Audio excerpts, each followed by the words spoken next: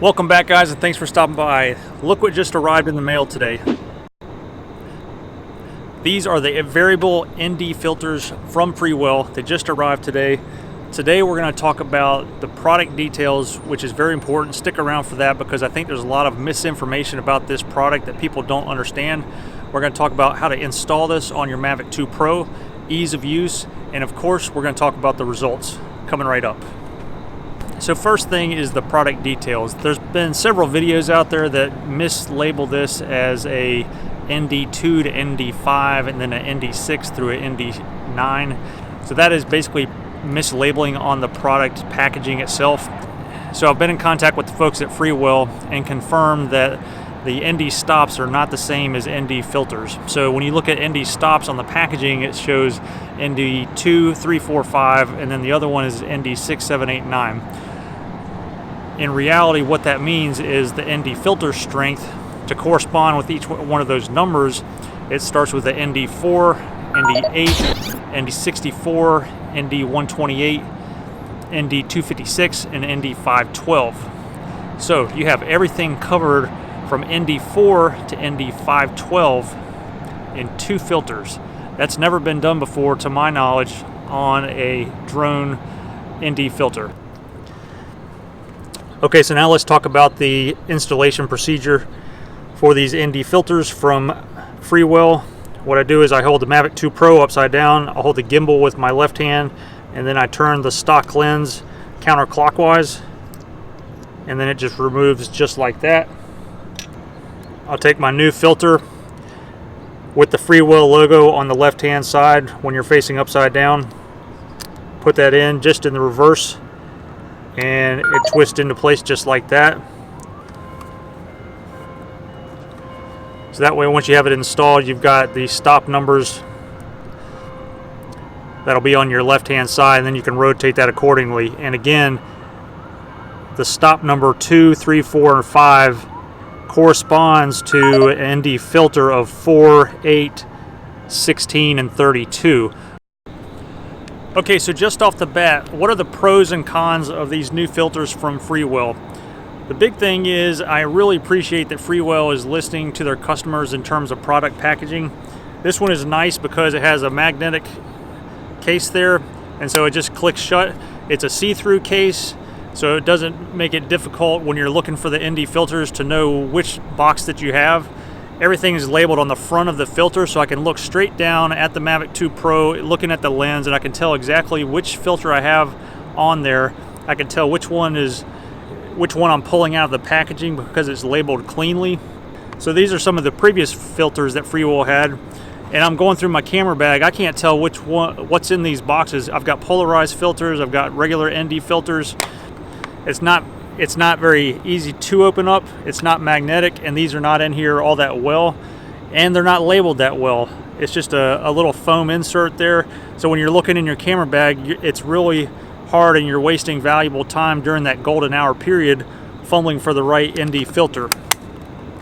So that's a big improvement from the packaging standpoint, and it seems like a small thing, but it ends up saving you lots of frustrating time. Same thing with these. These are Polar Pro filters.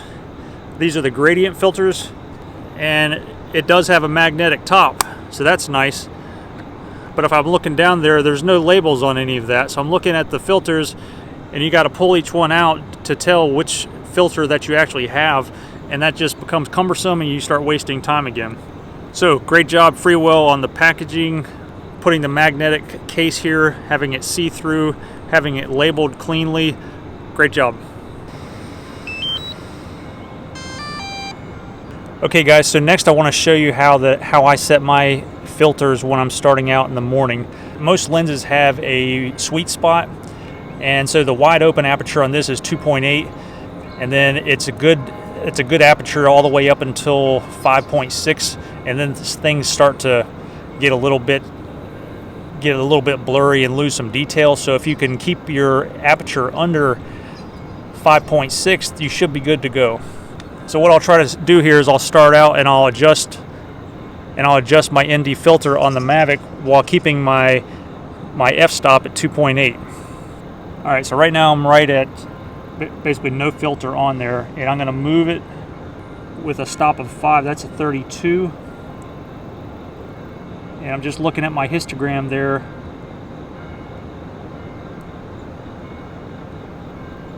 So right there is about the 4th stop. And that's pretty good. And then you're going to see it kind of go down. See how it gets bright? I'm right into the sun. Perfectly normal.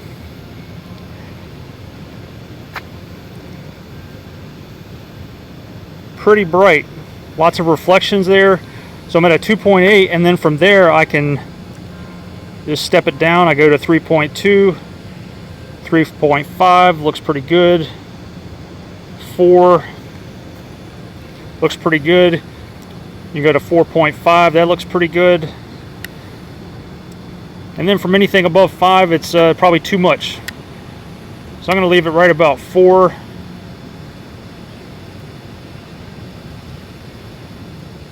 That's probably right about perfect. Yep, I'll leave it at 4. So I'm going to do a quick roundabout around this building. And this will be some test footage. And then we can show without the filter after that.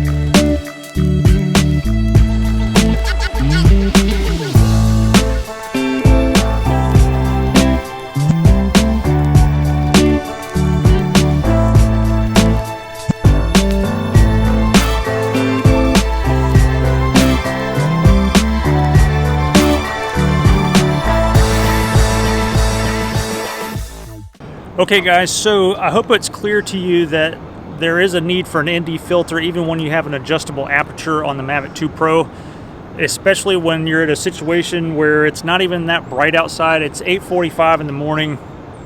You could see that I clearly was at the limit of the aperture when I was at f11, and it's 8:45 in the morning.